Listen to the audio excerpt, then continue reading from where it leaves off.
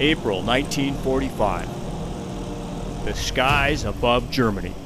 St. Paul, Minnesota native Dick WIESSNER is about to make history.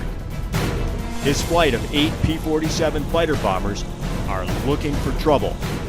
Hidden in the trees below are 96 Me-262 jet fighters, the most lethal airplane of the war. These German wonder weapons are about to meet their fate in the gun sights of these 8 American fighter pilots. But before that can happen, WIESSNER must make his very first flight in a P-47 alone and with no instructor pilot on a dusty runway in Pocatello, Idaho. Finally the day came that I had to go or else. And so I went out on the end of the runway and carefully advanced the throttle, and I got about halfway down that runway with that big 14-foot prop cranking around out in front, and thought I shouldn't have done this. But by that time it was too late. I couldn't stop on the runway anymore, so off we went. The airplane flying me.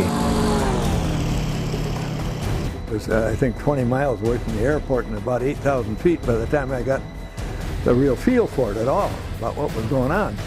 Then I decided I better find the airport. So I turned around and went back, lowered the gear and the flap, and I decided, well, I better go crash on the airport.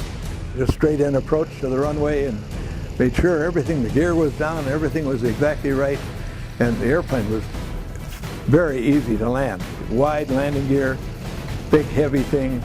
It was a real forgiving airplane, really. And it plunked on the ground, and I rolled to a stop, and I thought, well, I'm going to tell that instructor that I'm not doing this anymore. I taxied in, and he got up on the wing and slapped me on the back and said, "Great job, WIESSNER, see you tomorrow."